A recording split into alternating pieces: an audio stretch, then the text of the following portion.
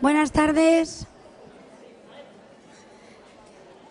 Buenas tardes. Agradeceros que una vez más estéis esta tarde tan preciada de sábado con todos nosotros y vamos a empezar con la primer ponencia de la tarde. Trata sobre la lectoescritura desde el enfoque constructivista.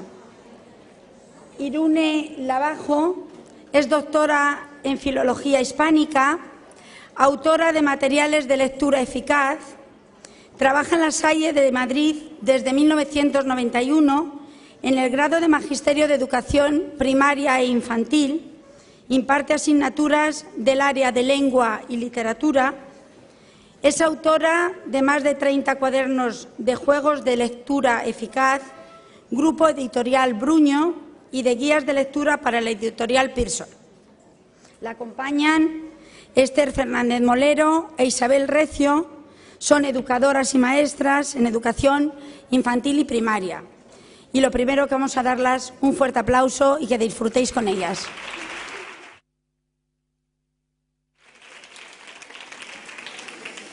Buenas tardes. Cuando Isabel Carril, que es editora de literatura infantil y juvenil de la editorial Bruño, me propuso hacer esta ponencia, no me dijo cuánto iba a durar. Y cuando vi que era solo 1 hora para tratar el tema de la lectoescritura constructivista, pues casi muero del susto.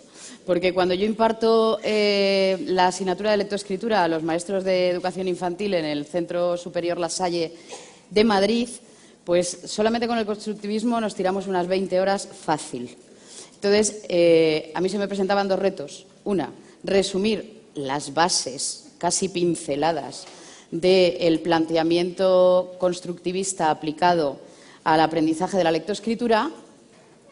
Y, por otra parte, se me presentaba un segundo reto. El segundo reto era que todos los que estáis aquí, que sois muchísimos, pues algunos no sabéis nada del constructivismo, otros sabéis mucho del constructivismo, seguramente hay algunos que hasta lo estáis utilizando, y otros pues que creéis, como hay creencias, esto son leyendas urbanas, de que es un método y le llaman el método de las mayúsculas, cosas así. Entonces, yo, como es imposible introducir todo lo que podría ser el planteamiento constructivista aplicado a la lectoescritura, he optado por 2 pilares fundamentales, porque todo lo demás se puede investigar, todo lo demás está en libros, está en Internet, hay un montón de páginas interesantes, o si no, lo podemos dejar abierto para una próxima edición o para un curso, etcétera. Y estos 2 pilares fundamentales son el por qué elegir una metodología de base constructivista en lugar de otros métodos, de otras metodologías. Una cosa es el método, que es el producto en sí, y otra cosa es la metodología, que es algo más amplio, del mercado. Y el segundo reto es haceros entender cómo tiene que ser la ambientación del aula, el espacio, el contexto en el que se desarrolla este proceso de enseñanza-aprendizaje para que sea lo más adecuado para que el niño pueda construir su propio aprendizaje. Y para eso, pues le he pedido ayuda a 2 de mis exalumnas más brillantes, y eso que tengo muchas exalumnas brillantes, y muchos exalumnos brillantes. Más exalumnas porque hay más chicas que estudian magisterio en infantil, pero tengo muchos exalumnos y exalumnas brillantes, pero Isabel y Esther, desde luego, son de esas personas que saben más que la profesora, que cuando acaba el curso me podrían haber dado ellas clase a mí. Además, en los años que nos separan, desde que acabaron de estudiar hasta hoy, pues ellas se han especializado en aspectos que a mí me encantan. Ellas están en contacto con la realidad del niño, están en contacto con la realidad de los centros y, sobre todo, son expertas en contextos adecuados para el aprendizaje. Habéis estado viendo, no es un stand, porque está al lado de los stands de las editoriales, pero habéis estado viendo un ambiente que ellas han creado y que es el que van a usar para explicaros hoy cómo entienden ellas la ambientación y el contexto para que se pueda producir realmente un aprendizaje de cualquier tipo, pero también de la lectoescritura. Bueno, como os decía, voy a empezar por qué método de lectoescritura elijo para trabajar. Cuando seleccionamos cualquier metodología tenemos que fijarnos en 3 cuestiones principales. Estas 3 cuestiones son: ¿qué van a aprender los niños? cómo son los niños que van a aprender y con qué métodos o planteamientos metodológicos cuento para poder escoger. La primera pregunta, la de qué van a aprender los niños, pues la respuesta fácil es la lectoescritura. Bien, bien, pero es que la lectoescritura, aunque parezca mentira, yo que soy filóloga y estoy mucho en el ámbito de lo lingüístico, la lectoescritura no se define igual en el siglo XIX que hoy, pero es que no se define igual en los años 60 que hoy y es que no se define igual en los años 90 que hoy. Ha cambiado el concepto de lectura y escritura. A principios de siglo se consideraba que leer era descodificar. Seguro que alguno de vosotros lo ha estudiado. Leer es descodificar. Bien, pues no. Esto dejó de ser cierto allá por los años 60, cuando Chomsky explicó la relación que había entre la estructura profunda y la superficial, es decir, lo que queremos decir y lo que decimos, o lo que pone un texto y nosotros interpretamos. Entonces empezó a definir lectura como comprensión. Leer es comprender, eso es cierto, es verdad, leer sigue siendo comprender. Comprender es el objetivo de la lectura, ¿sí? Pero actualmente ha habido un montón de reuniones para consensuar de forma internacional, no nacional, no, internacional, lo que es la competencia lectora. Porque si queremos hacer evaluaciones internacionales sobre competencia lectora, todos tenemos que estar de acuerdo en lo que es la competencia lectora. ¿Qué es la competencia lectora? Pues según este consenso internacional que aparece reflejado en un montón de instrumentos y de materiales, pero quizás el más conocido de todos es el informe PISA sobre lectura, la competencia lectora es la capacidad de comprender, utilizar y analizar textos escritos para alcanzar los objetivos del lector, desarrollar sus conocimientos y posibilidades y participar en la sociedad. Es decir, no se quedan en el objetivo de la lectura, van más allá, van a la funcionalidad posterior de ese trabajo comprensivo. Trabajar la competencia lectora a los 3, a los 12, a los 15 o a los 25 años, como tienen mis alumnos, supone no quedarse en la descodificación, por supuesto, no quedarse solo en la comprensión, sino que esa comprensión tiene que tener una funcionalidad social para la persona y para el entorno. Y con la escritura pasa lo mismo. La definición actual de escritura es que surge de la necesidad de comunicarse produciendo textos para relacionarse con otros, expresar ideas y sentimientos, crear, informar, investigar o aprender. Es decir, hacer una copia, según esta definición, no sería escribir. Sería un mero ejercicio mecánico de trazado, porque no hay intención comunicativa en una copia. Exactamente igual que no hay intención comunicativa en un dictado. ¿Me explico? ¿Cuándo hay intención comunicativa? Cuando escribimos para algo, cuando escribimos para comunicar lo que nosotros pensamos, o a veces podemos ponerle palabras a otros o para crear, etcétera, etcétera. Bien, esto es lo que dicen los consensos internacionales, pero los lingüistas también opinan al respecto. Ya os he dicho que la figura que más trabajó en esta conceptualización fue Chomsky, el padre de la lingüística generativa y transformacional, que describió perfectamente cómo son los procesos lectoescribanos. Entonces, la lectura, lo que nosotros llamamos leer, cuando decimos este niño ya sabe leer, bueno, vamos a ver si lo estamos diciendo bien o no. La lectura es un proceso idiovisual, no necesita pasar por la ruta fonética, no necesita ser pronunciado. La lectura solo necesita los ojos y el cerebro, solo. Porque el proceso lector real es el proceso lector silencioso. La lectura comprensiva es la lectura silenciosa. La lectura en voz alta es una lectura meramente expresiva, es decir, tiene objetivos diferentes, pero además es que los procesos son diferentes.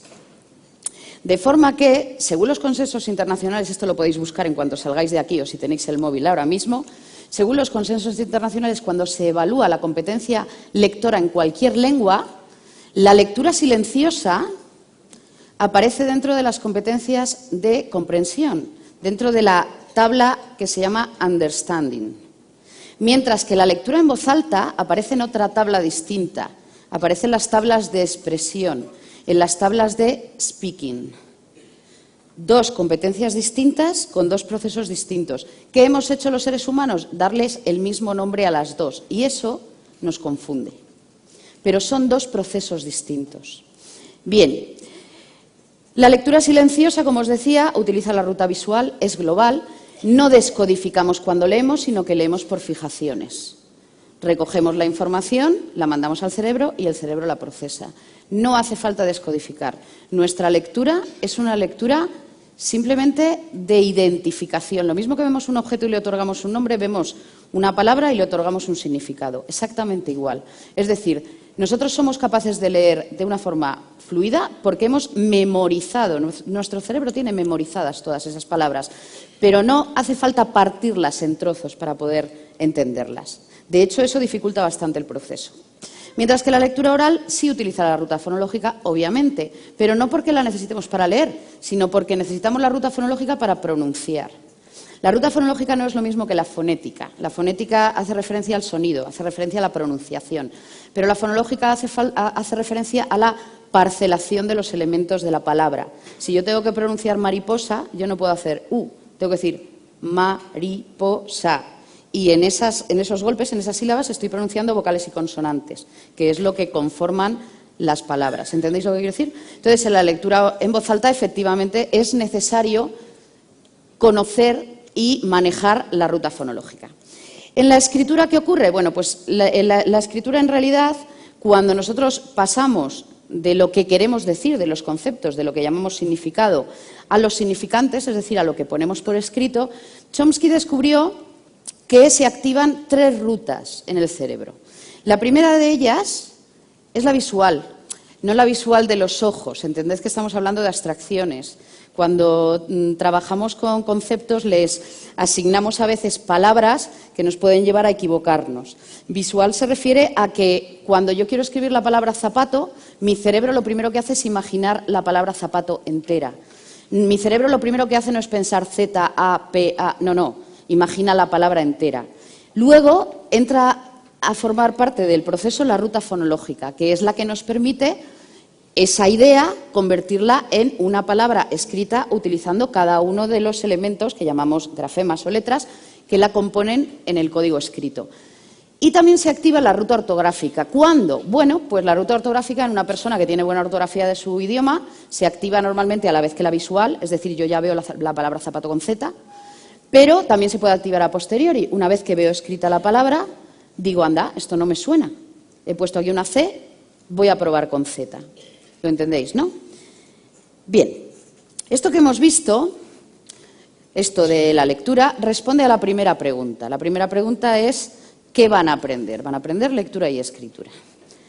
¿Cómo son los niños que van a aprender? Es la segunda pregunta que tenemos que responder. No es lo mismo enseñar lectoescritura a un niño de 7 años, como hacen en Finlandia, que a un niño de 3 o 4 años, como hacemos en España, entendiendo que está empezando el proceso, entendiendo que estamos acercándolo a la lectoescritura. No es igual porque un niño de 7 años es diferente a un niño de 2 años o de 3 años. Bien, ¿cómo son los niños? Bueno, pues aquí no me he complicado mucho la vida y me he ido directamente al padre de la pedagogía moderna, a Piaget, que estableció que los niños entre los 2 y 7 años se encontraban en la etapa preoperacional. La etapa preoperacional, pues podéis leer todo lo que queráis de ella. A mí me interesa solamente la parte del simbolismo, que es la que tiene que ver con la lectoescritura. En la etapa preoperacional, entre los 2 y los 7 años, el niño pasa del razonamiento icónico al razonamiento simbólico. Y el proceso que sigue, según Piaget, es este que tenéis aquí. Primero, el niño acepta que hay imágenes que representan la realidad, pero que no son la realidad. Es decir, hay un momento en el que los niños, siendo bien chiquititos, son todavía bebés, entienden que cuando llamamos osito a un muñeco de peluche y llamamos osito a un cartel que tiene colgado con un dibujo de un osito, no es lo mismo. Una cosa se puede tocar, se puede achuchar y lo otro está ahí, pero las dos cosas son osito, es decir, lo acepta. Acepta que se puede representar la realidad en una imagen, en un icono. Bien, ese es el primer paso. El segundo, el niño representa la realidad por medio de iconos. Cuando nosotros le decimos a un niño, cuando le damos una pintura, pues vale, pinte peor, pinte mejor, se pueda reconocer lo que pinta o no se pueda reconocer, el niño lo que está haciendo es representar icónicamente, iconográficamente, con un dibujo, la realidad.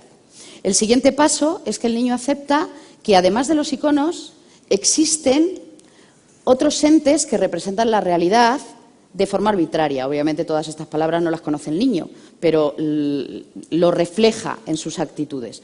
Es decir, de repente un niño a lo mejor con 2 años te dice, aquí pone Coca-Cola, y tú dices, vale, no lees. O sea, sabes que pone Coca-Cola porque es una lata de Coca-Cola y porque tiene el logo, o sea, porque tiene las letras escritas con la tipografía de Coca-Cola. Bien, pero está aceptando que eso comunica algo, eso es un logo, ¿sí? Que los logos comunican. Entonces, es la época en la que el niño empieza a leer lo que hay en su entorno, no lo descodifica, lo reconoce. Y no lo reconoce porque reconozca la forma de la palabra en cualquier contexto, no, lo reconoce porque reconoce la forma de la palabra en el contexto en el que está.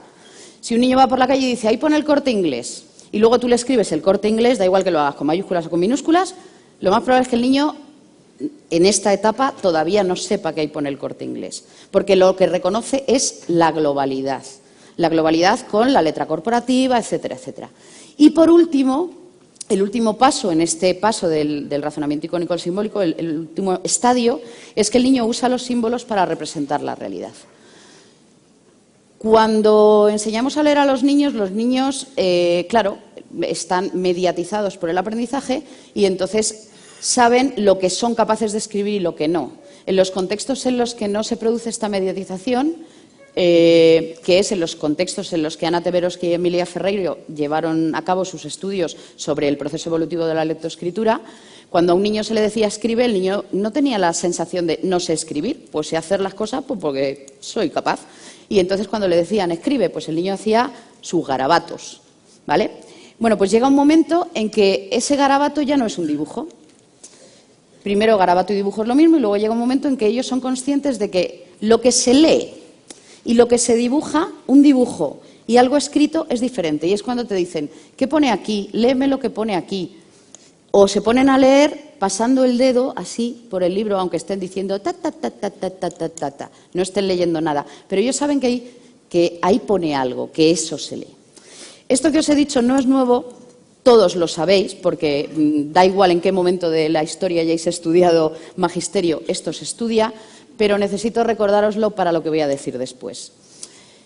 Me parece muy importante el último punto, que por eso lo he marcado en negrita y con mayúsculas, y es que en toda esta etapa la forma de percibir el entorno del niño es sincrética, es decir, es global. Un niño no sabe que esto es un osito porque tiene patas de osito, brazos de osito, orejas de osito y morro de osito. No, sabe que es un osito porque es un osito. ¿Me explico? Un niño no se fija en las partes, se fija en el todo. Y esto lo sabían muy bien los maestros y maestras que favorecieron el desarrollo de la Escuela Nueva. Como veis, la Escuela Nueva hace pues, prácticamente una secuenciación muy parecida a la de Piaget cuando establecen cuáles son los estadios por los que pasan los niños. Según la Escuela Nueva, el niño se enfrenta a los escritos utilizando distintas estrategias. Y las estrategias son, pues, en el primer lugar, la estrategia pictográfica, que tiene relación con los iconos. En el segundo momento, la estrategia logográfica, que tiene relación pues, con lo que os decía antes, con los logos, con las palabras que vienen dentro de un contexto que les permite leerlas como una globalidad, etcétera. Luego está la estrategia silábica, en la que los niños ya son conscientes de que esa totalidad se puede dividir en partes para pronunciarla o para leerlo, y ellos normalmente esas partes, la primera vez que lo dividen, no lo dividen en letras, las letras no las perciben todavía. Ellos lo primero que perciben son golpes de voz. Entonces entienden que si una palabra se pronuncia mariposa, pues habrá que leerlo con 3 golpes en el dedo en la palabra, o con cuatro golpes, mariposa, perdón, con 4 golpes en la palabra, porque son 4 trozos, ¿vale? Ellos no saben que se llaman sílabas, son trozos pronunciables. Y por último, ya llegan a la estrategia alfabética. Normalmente cuando tienen 6-7 años es cuando ellos perciben de forma natural que esos fragmentos de la cadena hablada, a su vez, están formados por elementos más pequeños y que igual ocurre en la escritura. Ana Teberoski y Emilia Ferreiro, cuando hicieron su investigación, llegaron a la misma conclusión. Los estadios de la Escuela Nueva y del planteamiento constructivista son prácticamente los mismos. Hay un primer momento de confusión entre dibujo y escritura, un segundo momento en el que ya se diferencia dibujo y escritura, ya ahí empieza propiamente lo que es el aprendizaje lectoescritor, un tercer momento en el que los niños son conscientes de que a una palabra no le corresponde un solo símbolo, sino varios símbolos que corresponden a la segmentación silábica. Y una tercera etapa en la que los niños son conscientes de que además esas sílabas se pueden seguir dividiendo y lo podemos dividir en elementos más pequeños. Bien, con esto creo que he respondido a la segunda pregunta, que es cómo son los niños que van a aprender. Y me queda la última pregunta. La última pregunta es ¿con qué métodos o planteamientos metodológicos cuento? Obviamente no voy a hablar de métodos de editoriales, porque tendría que hablar de muchos métodos. Voy a hablar de corrientes metodológicas, ¿vale? De metodologías. Bueno, pues tenemos mucho para elegir. Muchísimo, mucho más que para enseñar otras habilidades, mucho más. Tenemos por una parte los métodos que son de corte tradicional, son los más antiguos. Estos métodos tradicionales son de carácter conductista. Es el adulto, el maestro, la escuela, el centro quien digamos, selecciona lo que el niño tiene que aprender a leer, lo que el niño tiene que escribir, en qué progresión, quien secuencia los contenidos, quien dice ahora nos paramos un poco porque tenemos que esperar a los que van más retrasados, etcétera. Pero además es que les damos a aprender. Estos métodos pues se pueden clasificar en tres grandes bloques. Los métodos sintéticos, que son los más antiguos. Los métodos sintéticos tienen una característica fundamental que sirve para agruparlos.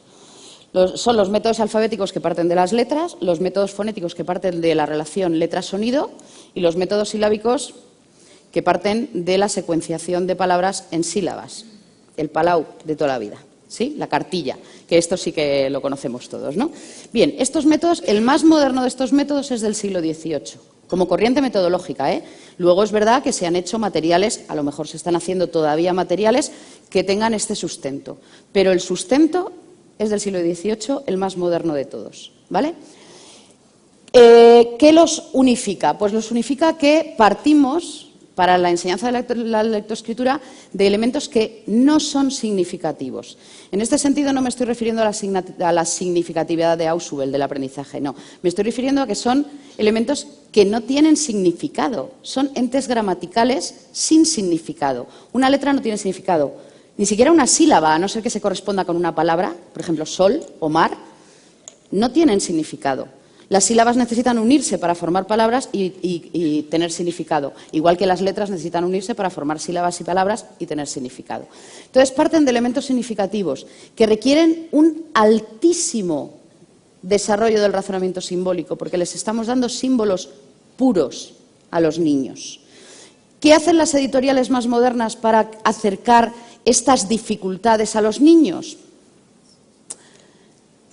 Metodologías extrínsecas, es decir, por ejemplo, convertir a las letras en personajes, otorgarles un gesto a cada letra, a cada sonido de letra. Entonces los niños hacen algo parecido a signar, como hacen en la lengua de signos.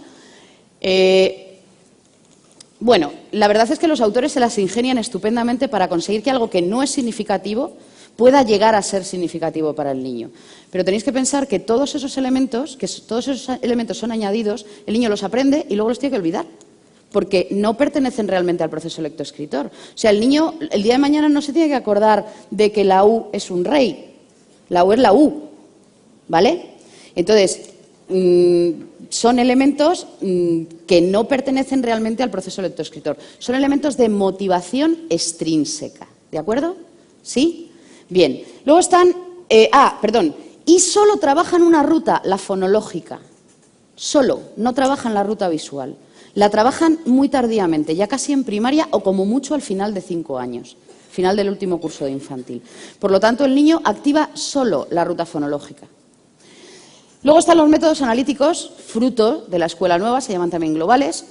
Estos métodos ya nacieron a partir del conocimiento de la psicología evolutiva. Y entonces intentan respetar la maduración del niño y, como los niños tienen una visión sincrética de la realidad, dejan de lado los elementos no significativos y van a los significativos. Parten o de palabras o de frases cortas o incluso de cuentos muy cortitos para trabajar. Se parte de ahí. Los niños leen, las frases, las palabras, una y otra vez, escriben no letra a letra, sino palabra a palabra, utilizando tarjetas de palabras o tiras de palabras, que ya viene la palabra entera y los niños van construyendo sus frases, las leen. Bien, estos métodos sí usan elementos significativos, pero solo trabajan una ruta, la visual. No trabajan la fonológica hasta el final del proceso, hasta tardíamente. Esto hizo nacer un tercer tipo de métodos que son los mixtos. Los métodos mixtos intentaron solventar los problemas que tenían los métodos sintéticos y los analíticos y unificar sus fuerzas para trabajar las dos rutas. Estos métodos trabajan elementos significativos a no significativos, es decir, respetan el aprendizaje del niño y, a su vez, trabajan las dos rutas que necesitamos activar para la lectoescritura, que son la visual y la fonológica. Pero de estos métodos se pueden trabajar desde dos planteamientos, desde un planteamiento conductista o desde un planteamiento constructivista. Resumiendo, esto lo vamos a ver muy rápido. Esas eran las preguntas iniciales. Ahora, ¿cuál es el mejor método? No solo para la lectoescritura, el mejor método para cualquier cosa. Pues el mejor método es aquel que se ajuste al momento evolutivo de los lectores. Si tenemos que elegir un método que de forma natural se ajuste al método, a los procesos madurativos, tenemos que descartar los métodos sintéticos, porque no lo hacen. Lo hacen porque forzamos a que lo hagan, ¿vale? Pero realmente no siguen un proceso adecuado para la edad de los niños. Y además tiene que ser un método que responda a lo que se quiere enseñar, es decir, que trabaje todas las rutas y todos los procesos que intervienen en la lectura y la escritura. Bueno, pues con eso tachamos los sintéticos, los volvemos a tachar, pero además tachamos los analíticos porque solo trabajan la ruta visual. Con lo cual, los mejores métodos para trabajar la lectoescritura con niños de educación infantil son los métodos mixtos. Ahora, yo puedo elegir entre trabajar un método mixto de base conductista o un método mixto que parta de un planteamiento constructivista. ¿Qué diferencias hay entre ellos? Bueno, pues las diferencias son las siguientes. En el planteamiento conductista la lectoescritura se enseña, se promueven una serie de actividades, se secuencian los contenidos a trabajar, etcétera. Se enseña. Mientras que en el planteamiento constructivista la lectoescritura se aprende exactamente igual que se ha aprendido el código oral. Es decir, creando situaciones para leer y escribir.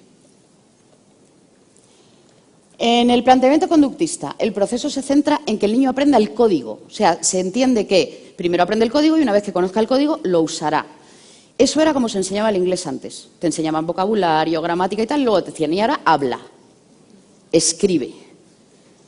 ¿Vale? No sé si habéis visto cómo he pronunciado understanding, ¿vale? Pues es que yo soy fruto de esos procesos tan bonitos de aprendizaje. Bueno, y sin embargo, en el planteamiento constructivista se considera que no, que si lectura y escritura son procesos de comunicación, tenemos que empezar por la comunicación, que es como el niño aprende a hablar. El niño siente necesidad de comunicarse oralmente y por eso imita cómo pronuncian los adultos, dice las palabras, al principio las dice mal, al principio balbucea, al principio no pronuncia bien los sonidos. No pasa nada, nadie se asusta, ningún padre dice cuando un bebé todavía balbucea, oh Dios mío, este niño seguro que tiene un trastorno del lenguaje. No va a hablar hasta que no aprenda el código, porque si no aprende el código, fíjate qué problema. No, pues le dejamos que vaya evolucionando, le vamos dando buenos modelos y sobre todo creamos muchas situaciones en las que el niño pueda expresarse oralmente y pueda comprender. Hablamos con él, ¿sí? Vale, pues eso es lo que hace el planteamiento constructivista, centrar la lectura y la escritura como procesos comunicativos. Crear en el aula muchos espacios, muchos momentos y muchas actividades en las que los niños se tengan que comunicar por escrito, tengan que leerse a sí mismos, leer a los demás, leer carteles, leer lo que está en su entorno. Y los niños salen del aula y siguen leyendo en la calle y siguen leyendo en su casa, porque están súper motivados, igual que un bebé se motiva por aprender a hablar. En el planteamiento conductista, la repetición es imprescindible para el aprendizaje. Hay que repetir una y otra vez cómo se llaman las letras porque se les olvida. Se les olvida porque ya os he dicho que, no es que los niños sean tontos ni que no presten atención, es que las letras son elementos no significativos. La relación entre la letra y cómo se pronuncia y cómo la usamos luego dentro de una palabra es arbitraria. Es una relación arbitraria. ¿Cómo hacemos entender a un niño que está en el razonamiento icónico un símbolo que está muy por encima de sus posibilidades, ¿no? Entonces, la repetición es fundamental y léelo otra vez. Vamos a leer otra vez la misma frase. A lo mejor hoy lo dejamos, pero mañana seguimos leyendo la misma frase y nos tiramos la misma frase. Y ahora la letra, y escribe la letra, y hace este trazo una y otra vez, una y otra vez. La repetición es imprescindible. Sin embargo, en el planteamiento constructivista, lo que es imprescindible es la inmersión, la experimentación y la reflexión. Hay que poner al niño en situación de experimentar y reflexionar. En el planteamiento conductista, el objetivo es evitar el error. O sea, a un niño no le castigas porque no se acuerde de un día para otro de cuál era esta letra, pero el objetivo es insistir hasta que se evite el error, hasta que el niño haya procesado el código. Sin embargo, en el planteamiento constructivista, el error, de hecho, se considera algo absolutamente positivo, exactamente igual que en el método científico, porque por eso es un método que parte de un planteamiento hipotético-deductivo, exactamente igual que el método científico. Se entiende que hay que equivocarse para aprender. Obviamente, el objetivo último es que no haya error, pero durante el proceso, el error lo que favorece es ser consciente del error para mejorar el proceso. En el planteamiento conductista hay unos prerequisitos imprescindibles para comenzar el aprendizaje. Yo no puedo poner a hacer grafomotricidad a un niño que tiene la misma motricidad fina que este micrófono. No puedo, tengo que esperar a que tenga un desarrollo motriz, que tenga un desarrollo cognitivo mínimo para empezar. Sin embargo, en el planteamiento constructivista, los únicos prerequisitos son los conocimientos previos del niño, de los que partía Piaget. De hecho, hay escuelas infantiles en el mundo que niños con año y medio, 2 años, ya firman sus textos. ¿Los firman? No. Se hacen un garabato de un sol, que es un garabato, y luego hacen otro garabato, que es su firma. Pero ellos, en su cerebro, en su cognición, entienden que una cosa es el dibujo y otra cosa es digamos, la firma, la escritura. Es más, niños bien pequeñitos, niños con año y medio, 2 años, son capaces de diferenciar, discriminar lo que es escrito y lo que es dibujo. Eso es un conocimiento previo fantástico en un proceso comunicativo. Todos los niños deben avanzar al mismo ritmo en un planteamiento constructivista. Esto, como sabéis, es matizable, ¿vale? Quiero decir, cuando yo me refiero a que todos tienen que avanzar igual, no quiere decir que lo vayamos a suspender ni a repetir curso. Pero, si yo tengo que introducir este lunes la L, introduzco la L. Que hay 3 niños que todavía no se saben ni la N, ni la M, ni la ñ, pues ya iremos haciéndole refuerzo. Pero es que toca la L, porque tengo que introducir la L. Sin embargo, en el planteamiento constructivista, cada niño tiene su ritmo. Se plantean la misma actividad para todos y algunos la resuelven de una forma y otros de otra según su nivel madurativo. Y por último, en el planteamiento conductista, el maestro o la maestra son los que se encargan de motivar el proceso. Muy bien, un aplauso para todos esos maestros y maestras que motivan un proceso que muchas veces es uno de los procesos más duros a los que sometemos a nuestros alumnos de educación infantil. Yo creo que es el único aprendizaje de infantil que genera frustración en algunos niños. Hay niños que se frustran cuando empiezan con la lectoescritura. Es el único. Y ahí está el maestro, la maestra, como héroes, al pie del cañón, intentando que esa frustración no se produzca, intentando que todos aprendan algo, pues a veces con una metodología mal escogida para lo que no están preparados. ¿Entendéis lo que quiero decir? Sin embargo, en el planteamiento constructivista, el proceso es significativo en sí mismo por su funcionalidad. Porque los niños desde el principio tienen la sensación de estar comunicando, aunque todavía el código no lo tengan integrado. Obviamente, creo que se me nota mucho que de esos 2 planteamientos de métodos mixtos, yo soy súper fan, ¿vale? O sea, yo le doy likes todos los días al planteamiento constructivista, ¿vale? Y eso que, insisto, de los métodos conductistas, el mejor con diferencia es el mixto, porque es el que realmente responde a lo que hay que enseñar y al momento del niño. Bien, ahora, las bases del modelo constructivista, que no es solo aplicado a la lectoescritura, es un planteamiento genérico que ya estableció Piaget y que luego se ha redondeado y se ha ido poniendo cada vez más bonito. Esto lo voy a leer muy deprisa porque creo que son cosas que sabéis, pues son: el lenguaje escrito usa un código que debe aprenderse como cualquier idioma, como se aprende la lengua materna o como se aprende cualquier idioma. ¿Cómo? Por inmersión. Los niños viven inmersos en el lenguaje escrito y el aula tiene que reflejar esa realidad. Al niño le motiva lo que hay a su alrededor. El niño es un explorador nato. No me gusta demasiado la metáfora de la esponja, pero bueno, os la acepto, ¿vale? O sea, el niño es un niño, no es una esponja es Bob, esponja, ¿vale? Pero es verdad que el niño es un explorador, el niño lo quiere descubrir todo, ¿vale? Entonces los niños se motivarán por leer y escribir viendo al maestro y a la maestra leyendo y escribiendo. Ya si ven a sus padres, pues fijaos qué maravilla. La comunicación escrita tiene que convertirse en una necesidad, como lo es la comunicación oral, porque todos los que estáis aquí habéis aprendido a hablar por necesidad comunicativa, no porque vuestros padres ni vuestros maestros os hayan hecho una planificación de cómo tenéis que ir aprendiendo los distintos fonemas de la lengua y de cómo los tenemos que ir articulando hasta que seáis capaces de comunicarlo, ¿no? Los padres no son pedagogos ni maestros. Antes de que existiera, digamos, el acceso universal, como hay ahora mismo en España a la educación, muchos padres analfabetos enseñaban a hablar a sus hijos. El truco está en que no los enseñaban, el truco está en que los niños aprendían. ¿Por qué? Porque estaban en un contexto comunicativo. Se aprende a leer y escribir leyendo y escribiendo, claro, es una habilidad. ¿Cómo se desarrollan las habilidades? Practicándolas. Cuanto más las practiquemos, mejor escribiremos. El trabajo colaborativo y la confrontación de hipótesis son fundamentales. No basta con que le digamos al niño, escribe, firma. No, tenemos que hacer lo que Piaget llamaba conflicto cognitivo. Contrastar sus hipótesis con las de sus compañeros, hacerles preguntas para que las resuelvan, permitirle que contrasten su hipótesis con otras palabras del entorno, etcétera, etcétera, para que también se cuestione. ¿Por qué? Porque si entendemos que el error es parte importante del proceso, el niño puede ser perfectamente consciente de su error y no frustrarse. Simplemente pensar, bueno, pues esto ya lo haré cuando sea un poco más mayor. En definitiva, la construcción, esto es pedagogía pura, es pedagogía de primero de magisterio.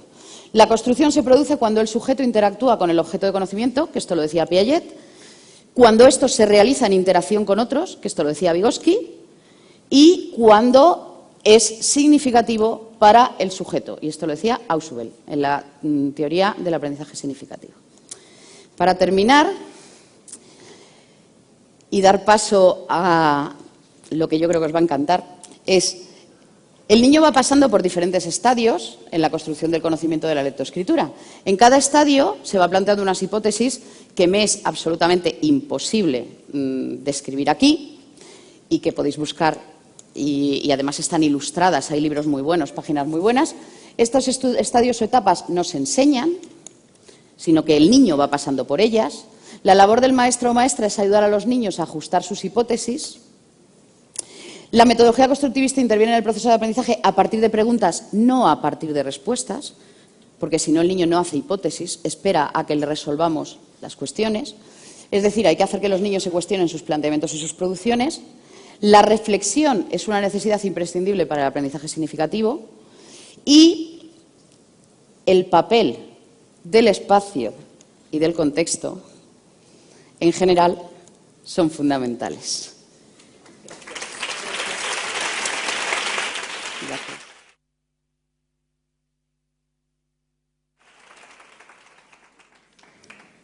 Bueno, no sé si se me escucha. ¿Se me escucha? ¿Ahora? Ahora sí se me escucha. Gracias a todos, lo primero, por estar aquí un sábado y dar de vuestro tiempo personal, que yo siempre me gusta agradecer esto porque habla mucho, ¿no?, de las ganas que tenemos de seguir ahí aprendiendo siempre, aunque pase el tiempo. Voy a poner la presentación, si es que la encuentro.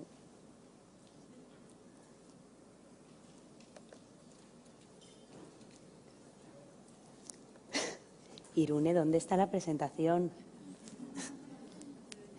Irune.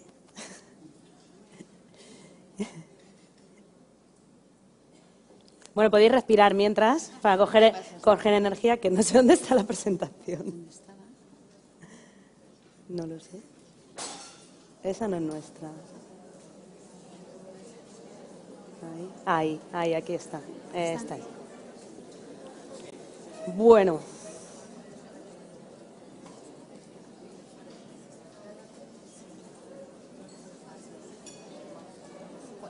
Oh, my.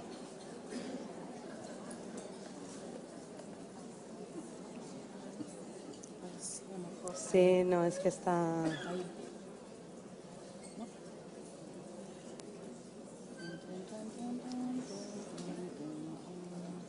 Cosas del directo, ¿eh? Estamos... que de repente nos han dicho que nos quedan 10 minutos, nos ha parecido mucho, y entonces estamos dejando pasar un poquito de tiempo.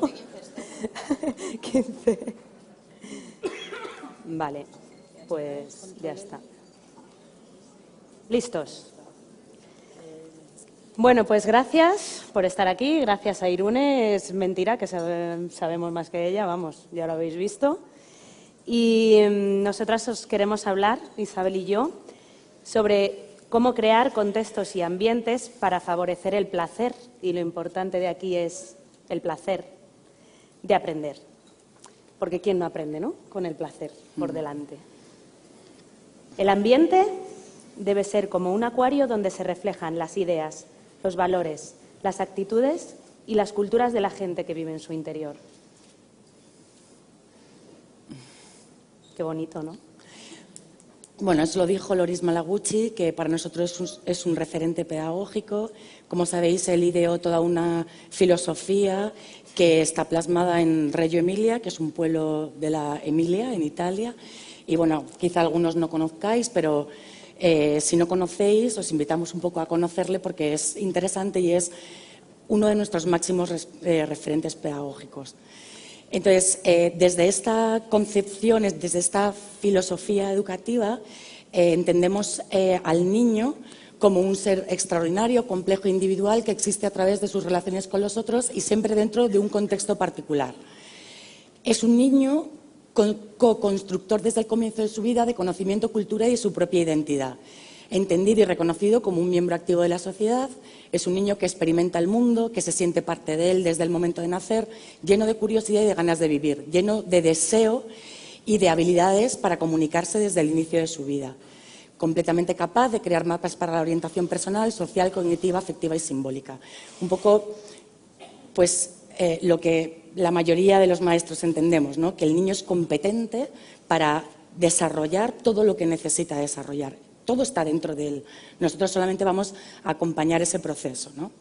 También entendemos que el niño es portador de una cultura propia. La infancia tiene su propia cultura y nosotros nos aprovechamos de esta cultura que tiene el niño más que el de nosotros para proponerle ambientes, ¿no? Estos ambientes que nosotros entendemos desde un concepto de la escuela como un lugar amable, como un lugar activo, como un lugar con inventiva, habitable para todos, documentada y que comunica muchas cosas.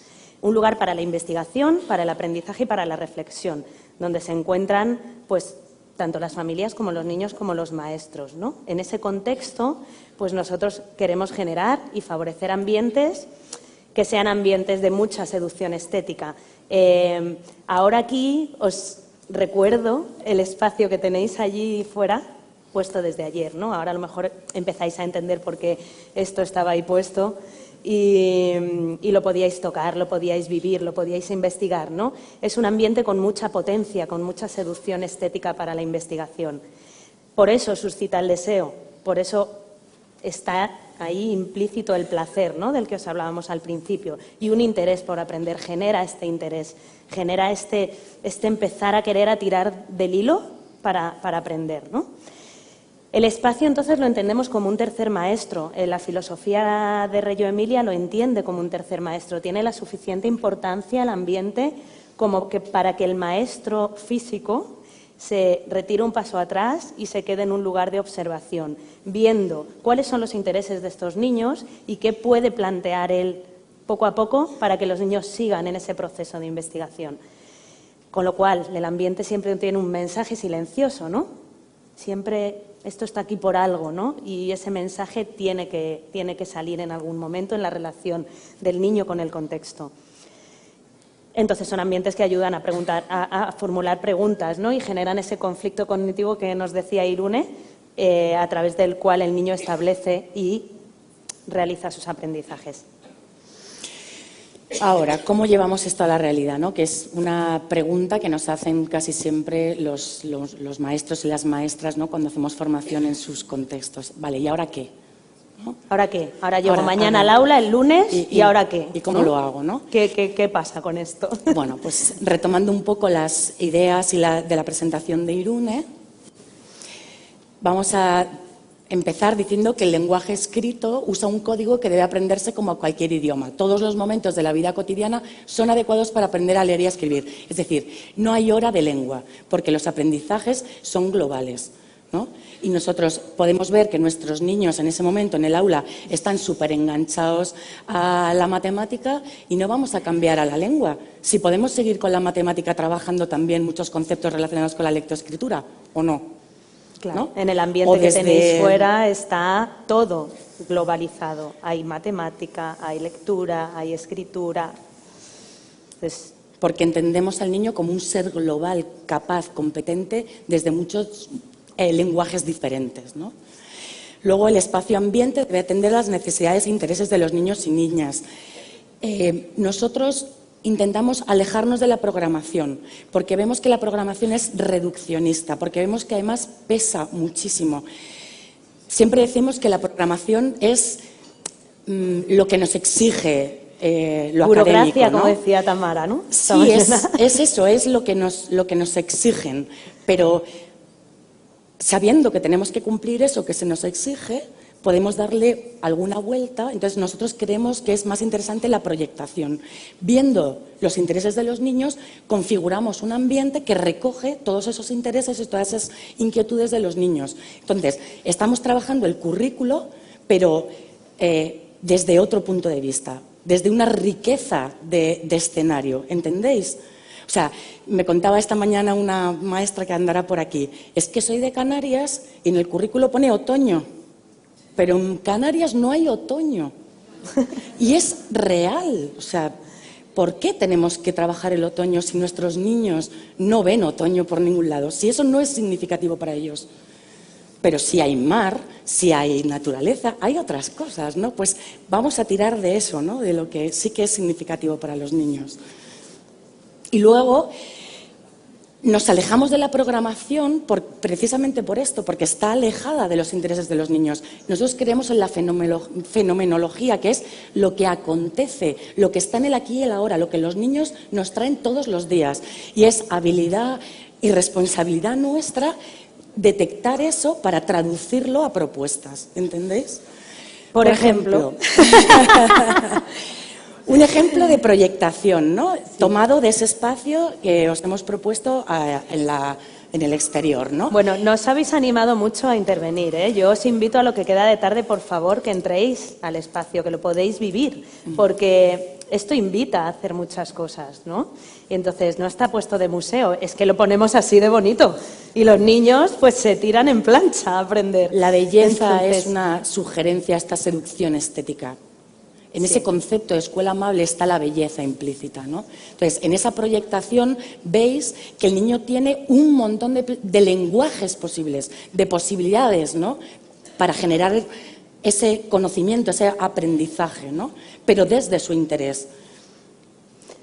Luego hablaba Irune de la inmersión lingüística, ¿no? En el lenguaje, que los niños viven inmersos en el lenguaje escrito y el aula tiene que reflejar esta realidad.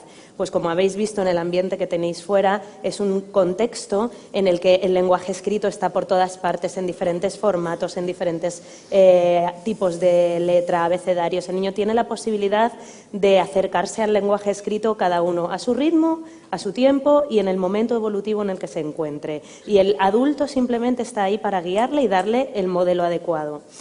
Y esto pues se consigue finalmente participando de las situaciones de la vida cotidiana, ¿no? Lo que es una inversión lingüística en cuanto a un contexto de lectoescritura, ¿no? Esta podría ser un aula que tenga una inmersión lingüística a lo mejor excesivamente potente, ¿no? A lo mejor nosotros quitaríamos algunas cosas, pero queríamos enseñaros algo con mucho código escrito, grande, ¿no? ¿O qué? Las fotos, las imágenes engañan un montón, sí. ¿eh? Esto lo Está habéis muy visto cargada, fuera sí. también. pues hemos rescatado, ¿no?, del interés de la investigación en torno a las plantas, pues un lugar que refleja esta inmersión lingüística, ¿no? La planta, el osito, como decía Irune, con el nombre osito y el objeto osito que se puede tocar, se puede oler, se puede arrancar una hoja, se puede tirar del hilo para aprender todo lo que necesitamos aprender en torno a ese... ¿Leer para qué? Pues leer para orientarse, para viajar, para comunicarse, para comprar, para comer, para buscar información, para recordar, ¿no? Que sea funcional, que los niños vean la utilidad de eso que les decimos que tienen que aprender, ¿no? Claro. Que sea realmente significativo. Eso es utilizar el lenguaje en modo inversión lingüística.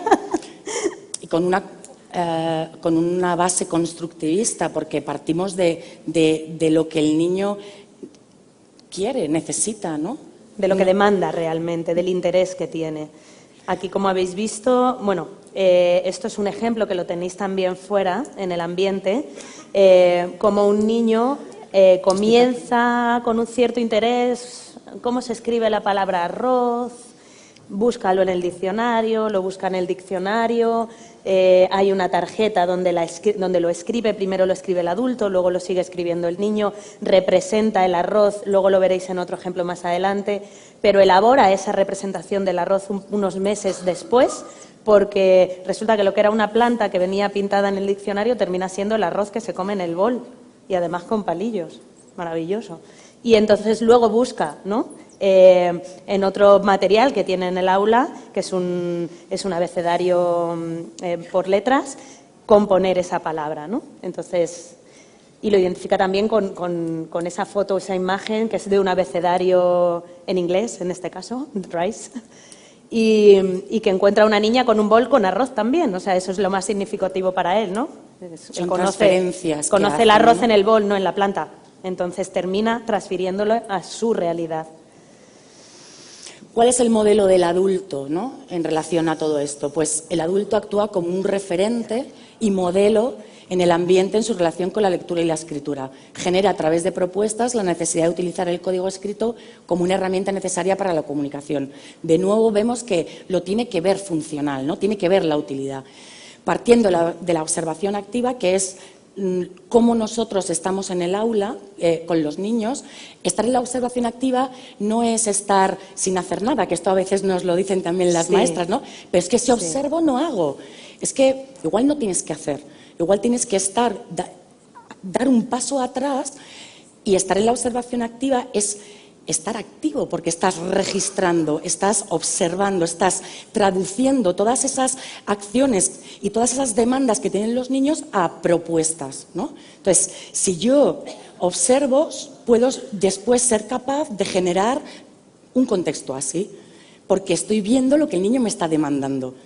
¿Entendéis? Entonces, tenemos unos registros de observación muy exhaustivos, pero muy abordables para luego extraer de ahí la información que necesitamos. Y poder proponer los materiales y los contextos oportunos que están enlazando con esos intereses de los niños, de los que hablábamos antes. Por ejemplo, en un modelo de lo adulto, este adulto está haciendo pues una ronda, ¿no?, de conocimientos previos en torno a las plantas, ¿no? Elaboran esta lista sobre qué sabemos de las plantas, pero luego vemos que los niños en sí quieren participar y ponen nombres de plantas que conocen, cada uno en su momento, cada uno con su grafía, con lo que sabe, pero ahí está la intención, ¿no?, de la escritura. Esto a mí me encanta esta diapo y os la voy a contar con un poco de cariño. Pues un niño viene con mucho interés en cómo se escribe arma, ¿no? No sabemos qué ha generado ese interés, si algún juego con el que ha estado en casa, una peli, unos dibujos, arma, se escribe así. Y le damos 3 modelos distintos. Y él prueba a ver si lo sabe escribir igual, y escribe hasta el segundo arma, ¿vale? Y dibuja su arma, que veis que está en un momento de la representación, pues bueno, inicial. Y unos meses más adelante, pues rescata este material que siempre está en clase y siempre está disponible. Lo rescata y coge una tarjeta vacía y escribe arma, arma, arma, y su dibujo ya es potente, con una seguridad, y ya tiene una firmeza en el trazo, ¿no? Ha aprendido de él mucho. Pero luego pregunta, y oye, ¿arma es lo mismo que armadura? No, no es lo mismo, pero tiene algo que ver. Pues, ¿cómo se escribe armadura? Y entonces yo escribo armadura, pero él solo dibuja armadura. Todavía a lo mejor es una palabra muy complicada, pero lo dibuja con esa seguridad porque es un lenguaje más el dibujo. Y rescata unos días más tarde la primera tarjeta. Y entonces abajo, imitando la letra que tenía antes, pone ura, dura. Y entonces, pero casi es lo mismo, mira, casi es lo mismo, ¿no? Pues claro, yo no sé cuándo se dan las familias, las palabras derivadas, en primaria, ¿no? Pues aquí está, estos son 3 años y medio. Entonces, cuando el niño llegue a necesitar entender que son palabras de la misma familia o palabras derivadas, ya lo ha vivido, ¿no? Pronto. Es potente esta diapo. O esta otra, donde en este aula había un proyecto sobre la luz, ¿no? Y el adulto lanza esa pregunta, esa hipótesis. La luz atraviesa los objetos, entonces genera esta tabla donde los niños se pronuncian. Yo creo que sí, yo creo que no, yo creo otra cosa, ahí nadie creyó otra cosa.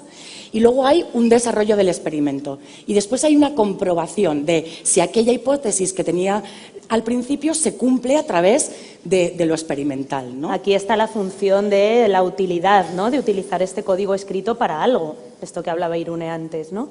Con lo cual, el modelo del adulto, la función del adulto es ofrecerle distintos modelos a los niños, distintos tipografías, abecedarios, para que se puedan identificar no solo con un modelo. ¿A quién le suena esto? Sí. Esto está muy bien, esto viene en las editoriales, bueno, lo tenemos casi todos, seguro que casi todos tenéis un abecedario de este tipo en el aula, ¿no? Pero casi que se queda poco significativo, ¿no? Porque una rana y el sol, ¿quién ve el sol así? ¿De verdad pensáis que los niños piensan que el sol es así? Pues es un poco difícil, ¿no? Pero si lo unimos con nuestro centro de interés, que son las plantas, bueno, que no es centro de interés, es una investigación, es nuestra motivación, es nuestro tirar del hilo. Nuestro proyecto. Nuestro proyecto. Con ellos podemos generar esto. Bueno, pues, ¿qué os suena de las plantas que empiece por R? Raíz. Por S, semilla o tallo. Y ofrecemos imágenes reales, que no son imágenes dibujadas, infantilizadas, ¿no? Y le dan al niño una visión real del mundo y le ayudamos a construir un imaginario mucho más rico. Tenemos que correr. Tenemos que correr. Esto con el material no estructurado, el niño también escribe, ¿no? Su nombre, que es su identidad, es lo más significativo. Pues no solamente necesita un papel y un boli, también lo puede hacer. La comunicación escrita entendida como una necesidad. Tiene que convertirse en una necesidad igual que lo es la comunicación oral. Observando las necesidades, las acciones de los niños y atendiendo a sus demandas, podremos hacer propuestas ajustadas a sus intereses. Esto ya os lo hemos dicho. Eso es, ya lo hemos dicho. Generamos la necesidad montando un ambiente de este tipo, ¿no? Ofreciéndole todos los diferentes soportes para escribir, materiales tipográficos, que le generen el deseo de utilizar eso para escribir. Y luego le proponemos un ambiente muy cerca donde le puede dejar mensajes a los compañeros de clase, ¿no? Un buzón que seguro que algunos de vosotros habéis tenido en el aula. Entonces, él ya le va a mandar un escrito, un dibujo, pero va a transferir ese deseo de seguir escribiendo, ¿no? Este ambiente ya lo habéis visto fuera. Como tenemos muy poco tiempo, os lo podemos contar luego, ¿vale? Materiales de todo tipo, porque se aprende a leer leyendo y escribiendo y todo empieza aquí. Esto ya es escribir. Esto es una historia de peces, aunque no lo creáis, el niño nos contó una historia de peces, ¿no? Esta es su escritura. O nos cuenta que sabe lo que es un aro y ha aprendido a escribir aro, o que ha estado en el parque con un avestruz un día y luego se va autocorrigiendo con el modelo del adulto. Uy, se le han acabado las pilas. No. Bueno, lo mismo, todos los materiales están fuera, os lo podemos contar, que se nos acaba el tiempo. Hace uso de una enciclopedia porque le interesa la ilustración para escribir astronauta, 3 años. Este material también está fuera, me parece súper interesante, lo voy a contar súper rápido porque tenemos mucho... que ya Juan no nos deja contar más. No es malo, pero tiene su rol, que es decirnos que hay que terminar. Gracias, Juan. Os lo contamos fuera, ¿vale? Está el material allí, os lo contamos, es muy interesante cómo los niños entran en conflicto, en ese conflicto, con su propio... Se autocorrigen ellos Se autocorrigen, hacen trabajo colaborativo y escriben todo esto desde los 3 a los... Os queríamos poner un pequeño vídeo, pero no nos da como tiempo. no nos da tiempo, pues... Gracias, os no os animamos podemos regalar a nada. que sigáis con esto. Gracias. En nombre de la Asociación Mundial de Educadores Infantiles, quiero haceros entrega de un diploma, tanto a Irune como a Esther y a Isabel, y bueno, espero que os hayáis llevado una experiencia muy positiva y podamos llevarla al aula. Gracias a las 3.